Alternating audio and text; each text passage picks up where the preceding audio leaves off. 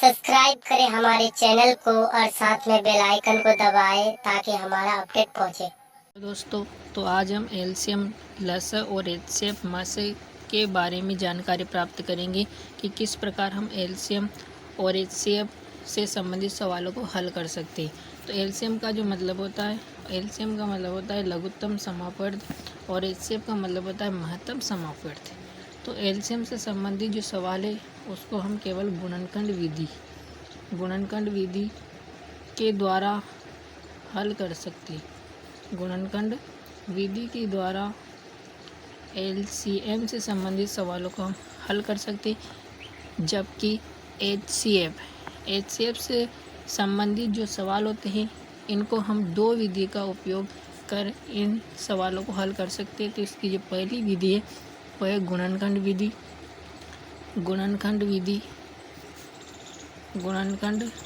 विधि और दूसरी जो विधि है वह है भाग विधि। इन दो विधि के माध्यम से हम एचसीएफ से संबंधित सवालों को आसानी से हल कर सकते। तो सबसे पहले हम एलसीएम से संबंधित सवालों के बारे में जानकारी प्राप्त करेंगे। तो एलसीएम का मतलब है लघुत्तम समापवर्त। तो इस विधि के जो सवाल है उसे हम गुणनखंड विधि के द्वारा हल कर सकते हैं। कौन सी विधि है? गुणनखंड विधि।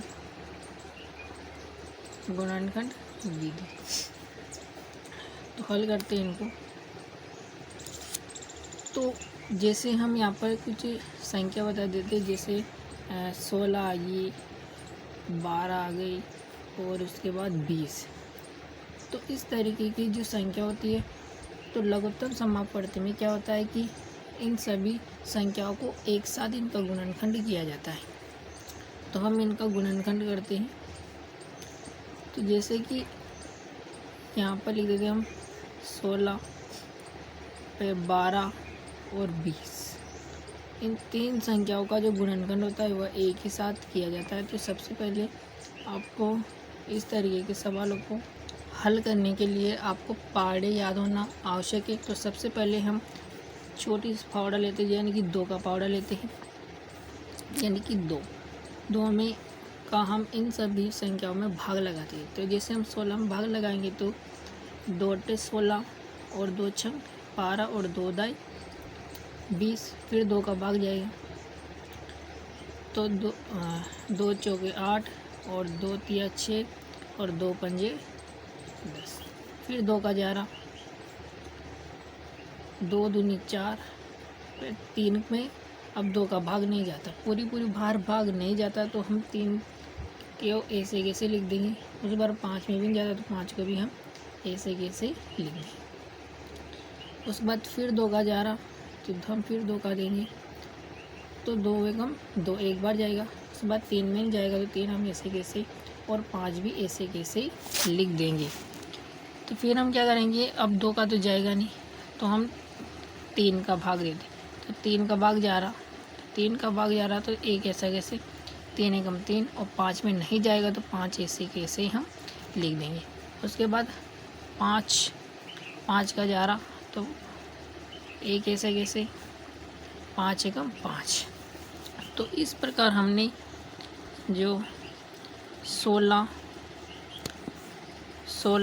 12 और 20 का जब हमने गुणनखंड किया तो इसमें 2 यानी कि 4 बार 2 का हमने भाग दिया, एक बार 3 का और एक बार 5 का भाग दिया। अब हम इनका आंसर निकालने के लिए सबसे पहले क्या करेंगे, इन संख्याओं का आपस में गुणन करेंगे, यानी कि गुणा करेंगे। तो यहाँ पर हमने कौन कौन सी संख्या का भाग दिया, तो 1 2 3 4, यानी कि 4 बार तो 2 है। तो हम यहाँ लिख देंगे 1 2 3 4। उसके बाद 3 × 5, 3 × 5। इन संख्याओं को हम क्या करेंगे, आपस में गुणा करेंगे। तो 2 दूनी 4, 4 दूनी 8, 8 दूनी 16, 16 तिया 48 और 48 पंजे कितने होंगे, 240।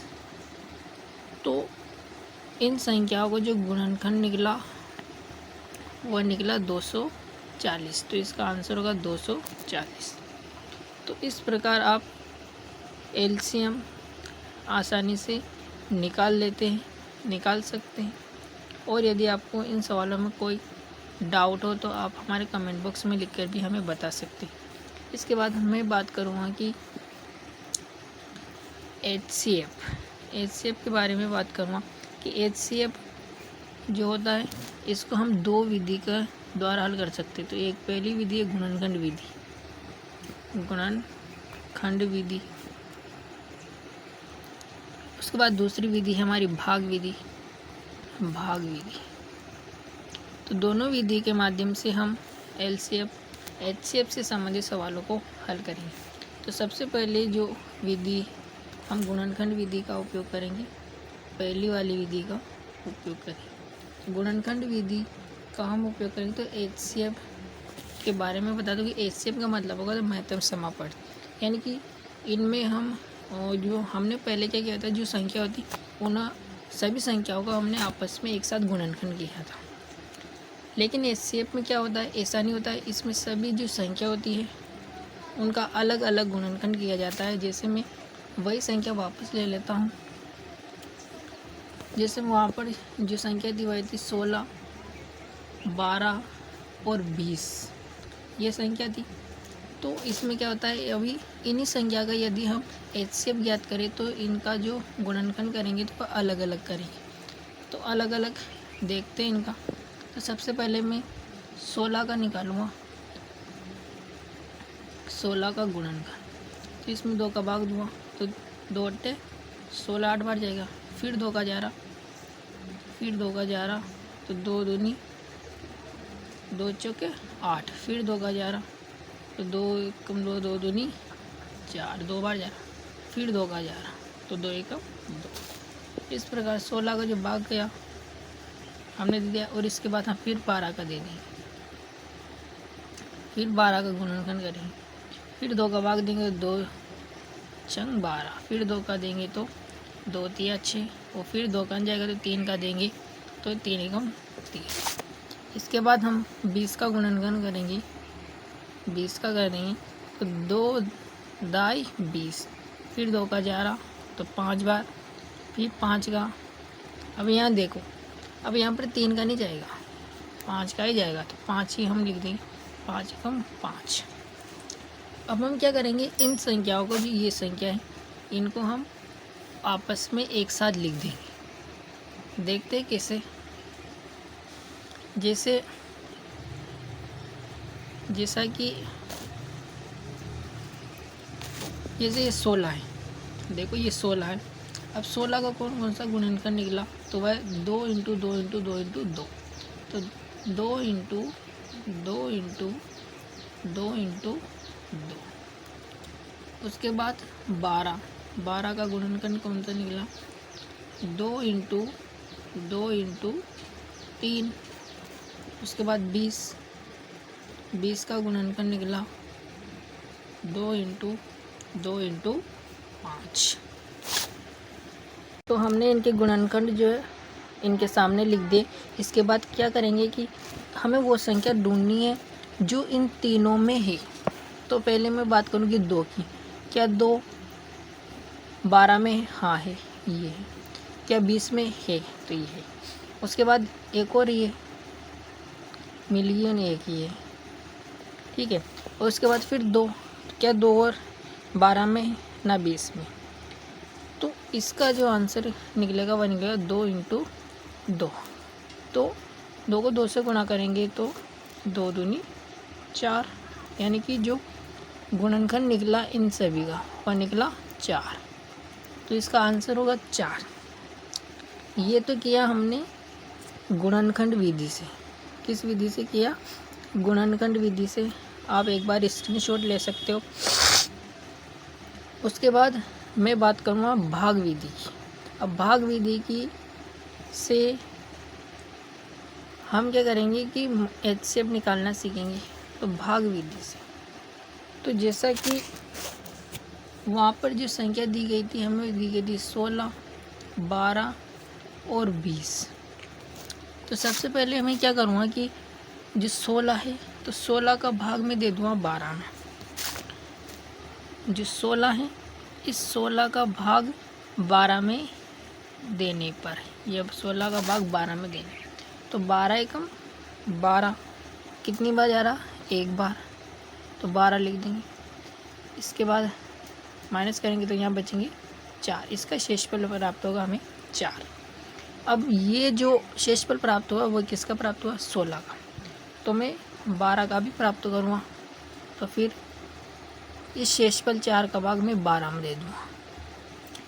तो 4 तिरी 12, यानी इसमें क्या हो रहा? पूरी बार जा रहा, यानी कि यहाँ पर शेषफल है 0।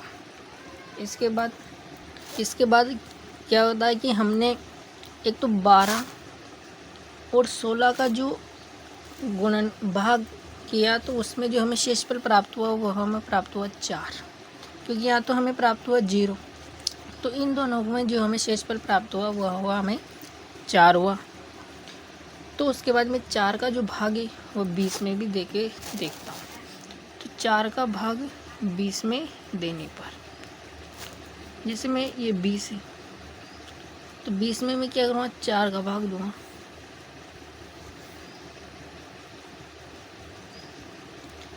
चार का भाग 20 में देने पर, यानी 20 में देने, तो 4 पंजी 20। तो यहाँ पे जो हमें शेषफल प्राप्त होगा वह प्राप्त होगा 0। क्या प्राप्त होगा? शेषफल जो हमें प्राप्त हुआ वह हुआ 0। तो इन तीनों संख्याओं में जो हमें जो शेषफल प्राप्त हुआ वह क्या हुआ? जो 4 है, यानी कि यहाँ तो 0 प्राप्त हुआ, यहाँ भी 0 प्राप्त हुआ, और यह हमें प्राप्त हुआ 4। तो इसका जो आंसर होगा वह होगा 4। क्या होगा? 4। और गुणनखंड विधि से भी जो हमारा आंसर आया था वह 4 ही आया था, तो यह हमारा जो आंसर हो गया वह 4। तो इस प्रकार आप एलसीएम और एचसीएफ आसानी से निकाल सकते हो। यदि आपको इसमें कोई प्रॉब्लम हो तो आप हमें कमेंट बॉक्स में लिखकर भी हमें बता सकते हो। तो यदि आपको हमारा ये वीडियो अच्छा लगा तो हमारे वीडियो को लाइक करें, कमेंट करें, शेयर करें। मिलते हैं अगली वीडियो में, तब तक के लिए धन्यवाद।